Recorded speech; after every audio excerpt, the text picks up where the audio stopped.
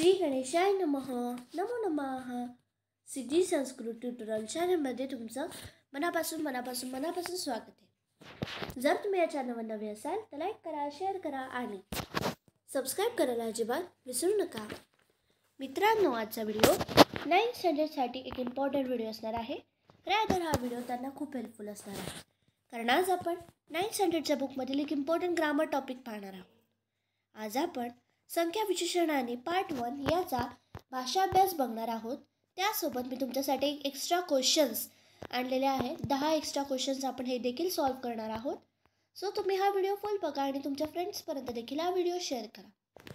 मित्रांनो, मागील व्हिडिओमध्ये आपण संख्या विशेषण आणि पार्ट 1 हा संपूर्ण जो तुम्हाला लेसन आहे तो सगळा डिस्कस केलेला होता.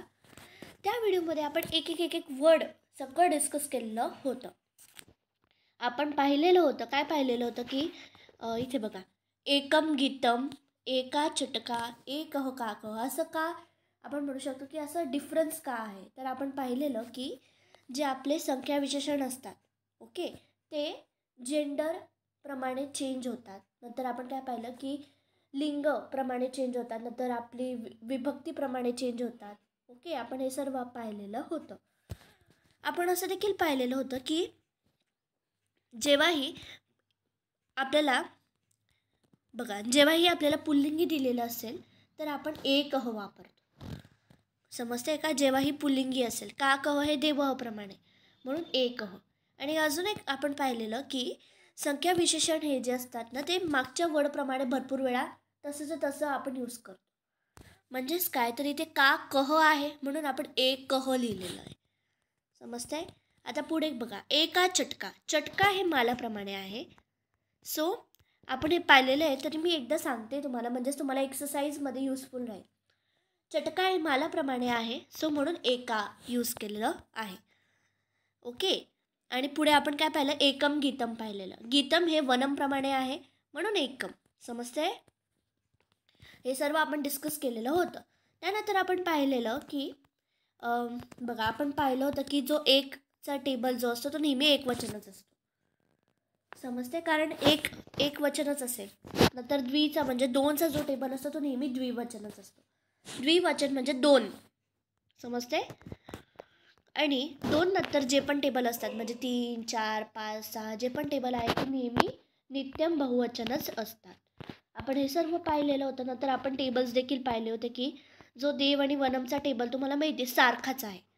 देव आणि वनमचा टेबल हा तृतीयेपासून पूर्ण सारखा आहे. तसंच इथे देखील तुम्हाला दिसेल. बघा आता, एकेन एकस्मै एकस्मात एकस्य एकस्मिन, एकेन एकस्मै एकस्मात एकस्य एकस्मिन. बघा, दोघंही फुल सारखे आहेत. सो जो एकचा टेबल आहे त्याचा पुल्लिंगी आणि नपुंसकलिंगी तृतीय विभक्तीपासून पूर्ण सारखा आहे. समजते का तुम्हाला? अजून आपण पाहिलेलं की आपण सगळे टेबल डिस्कस केलेले होते. आपण स्त्रीलिंगीचा टेबल देखील पाहिला होता. एका, एकाम, एकया, एकस्यै, एकस्याः, एकस्याः, एकस्याम.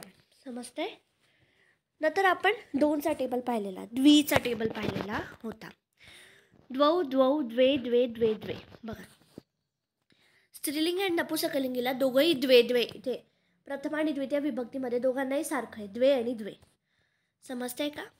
आपण जेव्हाही आन्सर डिस्कस करू ना, तेव्हा टेबलचा तुम्ही रेफरन्स घ्या, म्हणजेच तुम्हाला नीट समजेल. मी तुम्हाला सांगेलच.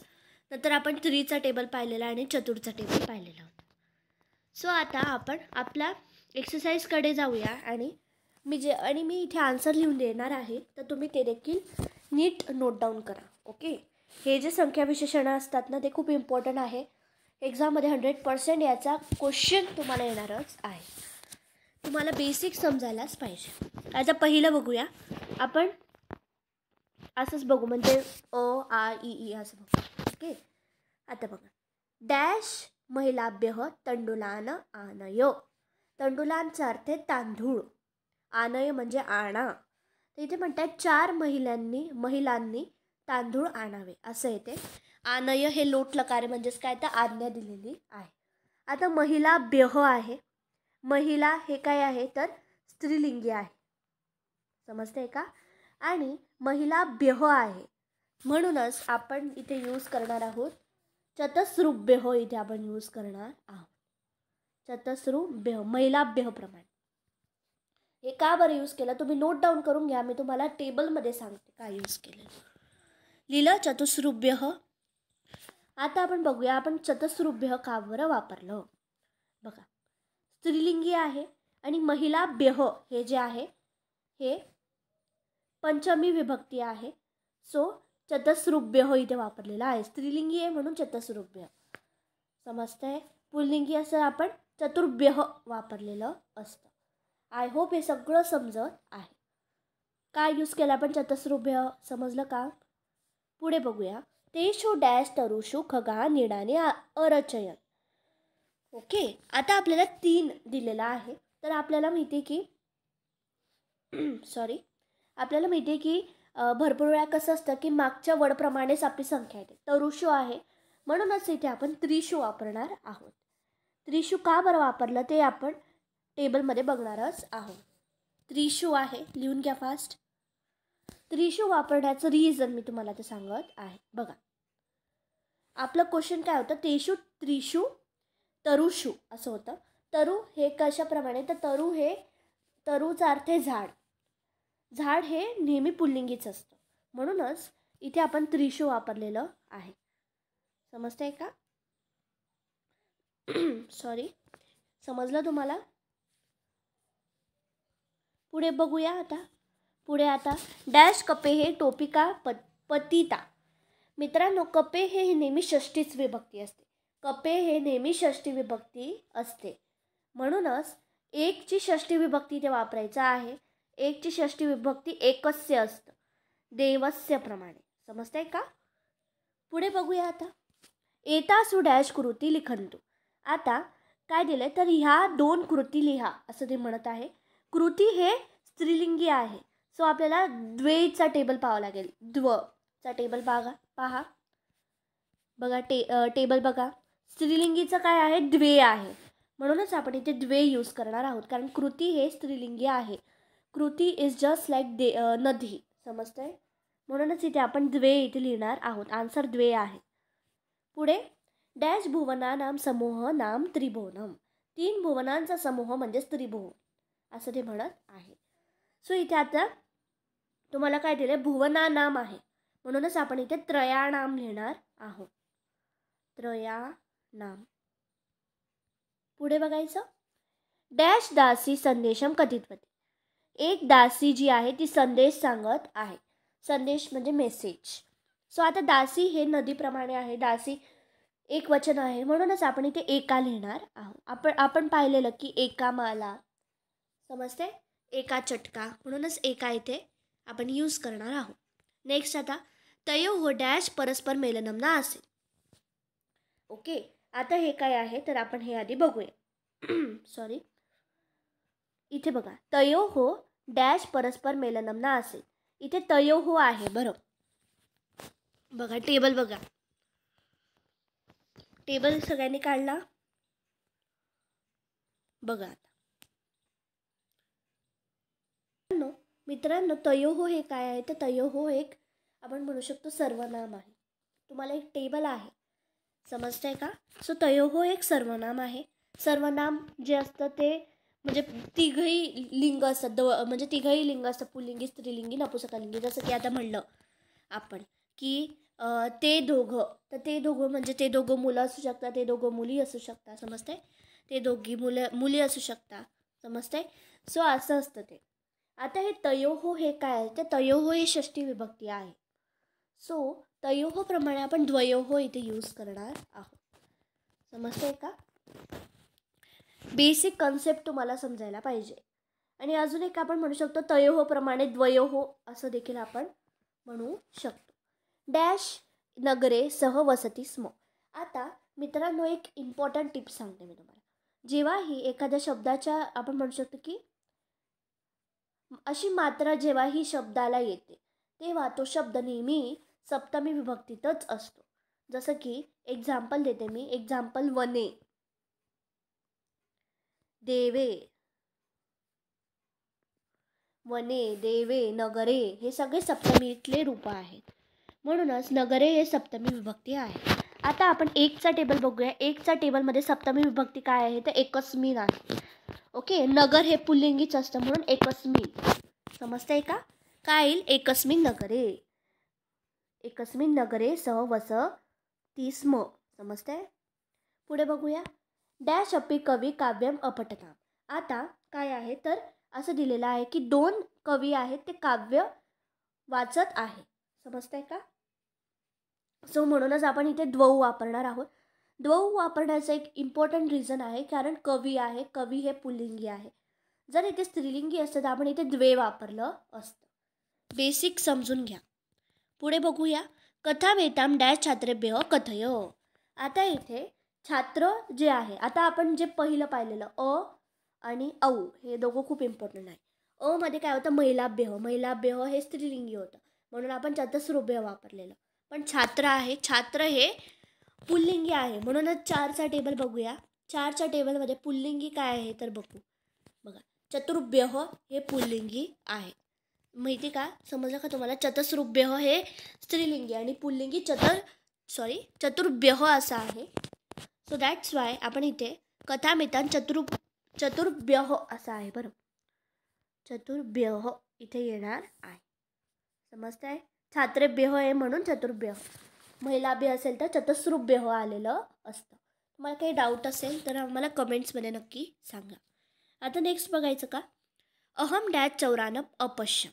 आता इथे चौरान आहे. चौरांप्रमाणे आपण इथे त्रीन वापरणार आहोत. मी 3 चोरांना पाहिलं असं आहे ते. समजतंय?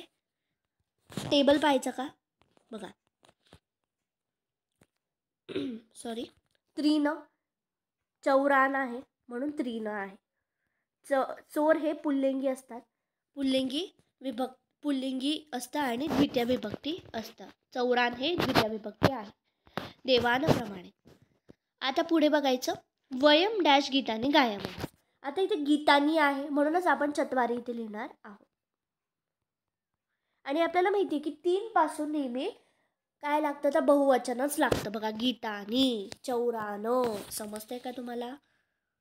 गीतानी काल गीतानी आहे म्हणून आपण इथे चत्वारी लिहिलेलं आहे, कारण गीत हे नपुंसकलिंगी असतं. पुढे बघायचं. सह डॅश वेदानं अधितवान. आता तो सह म्हणजे काय तर तो वेद जे आहे तो अधितवान म्हणजे लर्न करत आहे. आता आपण 4चा टेबल पाहूया. आता हे बघा, वेदान हे देवानप्रमाणे होतं. देवः देवौ देवाः प्रथमा, देवम देवो देवान द्वितीया. देवान हे द्वितीय विभक्ती आहे आणि काय आहे तर पुल्लिंगी आहे. तर आपल्याला 4चा टेबल पाहावा लागेल. त्या पुल्लिंगी जे आहे त्याचं द्वितीय विभक्ती पाहावं लागेल. पुल्लिंगी द्वितीय विभक्ती काय आहे? चतुरः. सो याचा आन्सर देखील चतुरः येणार आहे. सो आन्सर लिहून घ्या इथे, चतुरः. पुढे वयम डॅश नेत्राभ्याम पश्यामः. आता इथे नेत्राभ्याम आहे त्यामुळे द्वाभ्याम येणार आहे. भरपूर ठिकाणी तुम्हाला दिसेल की जे आधीचं वड आहे त्याच्याप्रमाणेच येतं, जसं की तरुषो येतं, त्रिशो. समजतंय का? द्वाभ्याम इथे येणार आहे कारण नेत्राभ्याम आहे. पुढे शिवः डॅश नेत्रैः पश्यति. जे भगवान शिव आहे ते 3 डोळ्यांनी बघतात असं आहे. ते 3चा टेबल पाहूया आणि म्हणजेच तुम्हाला समजेल. इथे आन्सर त्रिभिः आहे. त्रिभिः का आहे तर तुम्हाला काय आहे दिलेलं आहे? नैत्रैः दिलेला आहे. नैत्रैः इज जस्ट लाईक देवैः. देवचा टेबल लक्षात आहे का तुम्हाला? देवः देवौ देवाः प्रथमा, देवम देवो देवान द्वितीया, देवेन देवाभ्याम देवैः तृतीया. देवैः प्रमाणे नेत्रैः आहे. सो आपल्याला तृतीय विभक्ती पाहावी लागेल आणि नेत्र हे नपुंसकलिंगीच असतात म्हणूनच त्रिभिः इथे आपण यूज करणार आहोत. सॉरी, इथे त्रिभिः आपण यूज करणार आहोत. आय होप हे सगळं तुम्हाला समजलं असेल. आता लास्ट हे आपले जे 10 क्वेश्चन्स एक्स्ट्रा आहेत ते बघून घेऊया. बघा, डॅश नगर्याम जनाः संस्कृतेन संभाषन्ते. आता हे जे आहे नगर्याम आहे, नगर्याम म्हणूनच आपण एकस्याम आपण यूज करणार आहोत. लास्ट एक्झाम्पलमध्ये आपण नगरे पाहिलं होतं. एकस्मिन नगरे, आठवते का तुम्हाला? एकस्मिन नगरे, नगरे होतं म्हणून आपण एकस्मिन वापरलेलं. बट आता इकडे नगरयाम आहे, नगरयाम आहे. नगरयाम हे स्त्रीलिंगी आहे यूज केलेलं, म्हणूनच आपण एकस्याम इथे यूज करणार आहोत. मम डॅश नेत्रे, नेत्र हे काय आहे, नेत्र हे नपुसकलिंगी आहे म्हणून आपण इथे द्वे वापरणार आहोत. पुढे मातामही डॅश दौहित्रयीही, आता इथे दौहित्रयीही हे देवैही प्रमाणे आहे, देवैही प्रमाणे म्हणजे पुल्लिंगी आहे म्हणूनच आपण इथे त्रिब्बीही वापरणार आहोत. समजतंय का? पुढे मातामही दौहित्रिब्बीही, दौहित्रिब्बीही हे स्त्रीलिंगी आहे. समजतंय का? मला बिही प्रमाणे किंवा आपण समजतंय दौहित्रिब्बीही याचं समजलं का? दौहित्रिब्बीही हे स्त्रीलिंगी आहे म्हणूनच आपण तिसरूबिही वापरणार आहोत. पुढे मातामही संस्कृत भाषा विदुषी असेल, मातामही ही स्त्रीलिंगी आहे म्हणूनच आपण एका वापरणार आहोत. पुढे तस्य नृपस्य डॅश भार्या असतात, समजते त्या राजाच्या, नृप म्हणजे राजा. आता इथे आन्सर काय येईल तर इथे द्वे आन्सर येईल. भार्य म्हणजे मला असं वाटतं की भार्य म्हणजे बहिणी आहे म्हणून इथे द्वे आपण यूज करणार आहोत. भाऊ असते तर आपण द्वौ वापरलं असतं. समजतंय? भार्ये.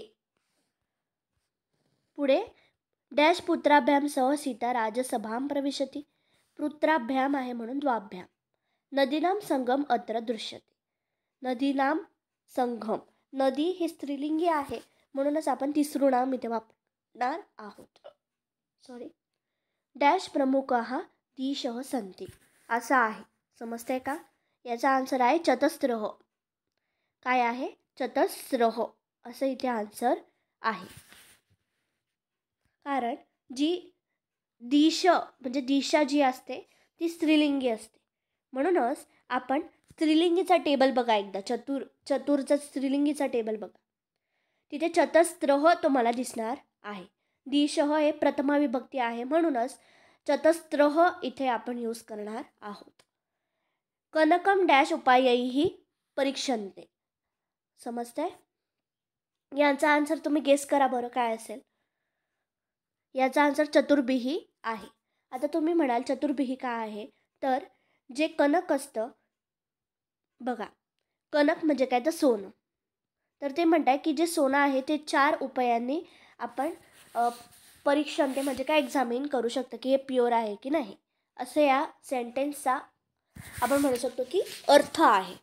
सो आता नीट बघा, कनकम डॅश उपायैहि परीक्षन्ते, कनक जे आहे बघा, आता आन्सर काय होतं आपलं, चतुर्भिही इथे आपला आन्सर आहे. कनक जे आहे हे नेहमी पुल्लिंगीच असतं म्हणूनच आपण चतुर्भिही वापरलेलं आहे. समजते का तुम्हाला? आय होप हे सगळं समजलेलं आहे. थँक्यू सो मच मित्रांनो, तुम्ही हा व्हिडिओ बघितला. मित्रांनो, व्हिडिओ बनवायला खूप मेहनत लागते. जसं तुम्ही पाहिलं की मधून मला थ्रोट इन्फेक्शन आहे, सो मधून मला असं बोलण्यामध्ये आपण म्हणू शकतो की खूप त्रास झाला. सो प्लीज तुम्ही माझ्या चॅनलला आता सबस्क्राईब करा, म्हणजेच तुम्हाला मी जेव्हाही नवीन व्हिडिओज अपलोड करेल ते तुम्हाला नोटिफिकेशन मिळतील. अदरवाईज तुम्हाला ते व्हिडिओचे नोटिफिकेशन मिळणारच नाही आणि ते व्हिडिओ तुमच्यापर्यंत पोहोचणारच नाही. सो आता सबस्क्राईब करा, कारण सबस्क्राईब तर फ्री आहे ना. सो सबस्क्राईब करा आणि तुमच्या फ्रेंड्सपर्यंत देखील हा व्हिडिओ शेअर करा. थँक्यू सो मच मित्रांनो. आणि जर तुम्हाला काही डाऊट्स, जर तुम्हाला या सेशनमध्ये काही डाऊट्स असतील की इथे हे असं का आलं, का तुम्हाला काही समजलं नसेल तर मला कमेंट्समध्ये नक्की विचारा. मी तुमच्या कमेंट्सला नक्की रिप्लाय देईन. Thank you so much.